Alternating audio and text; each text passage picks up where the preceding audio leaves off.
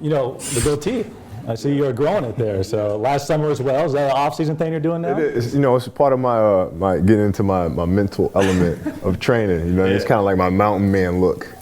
You know, when I have this goatee growing, it means I'm going pretty intense on the training. Your next goal after this will be London and win gold once again in 2012. So what are you doing currently? I know I've even heard that you were training yesterday and bringing some of your staff with you to get ready, the whole team. Well, yeah, I mean, you just got to try to stay in shape as much as possible. I mean, it's been such a quick turnaround, you know, this year because of the season, because of the lockout, everything kind of got pushed back. Right. So you don't have kind of the downtime that you normally would have.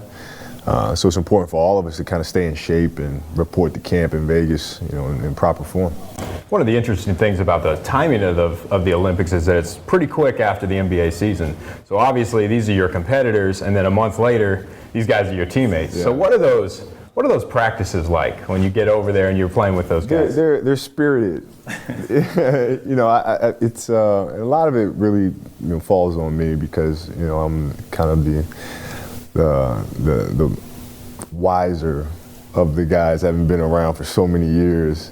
So most of the time I set the tone in practice by trash talking one of the players, whether it be at LeBron or friendly wagers. Yeah, or in Beijing was D-Wade, and kind of getting practice going. Because up until that point, it's always kind of a little uncomfortable where guys don't really know if they can, elbow a guy or talk trash to a guy, and I just come out and just start chirping, man. And but it makes practices more fun though. And everybody just kind of starts talking trash back and forth to each other, and some pretty funny stuff is said most of the time.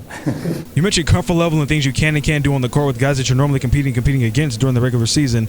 There's a couple of new teammates, a couple of guys that are out that you play with in 08. There's new guys in this year. How has it been in that camaraderie and rebuilding that chemistry again with newer teammates than you had in 2008?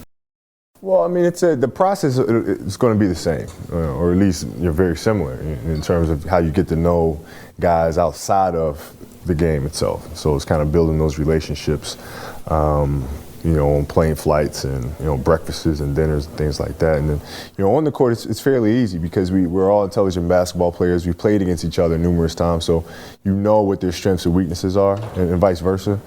So you can adjust pretty quickly.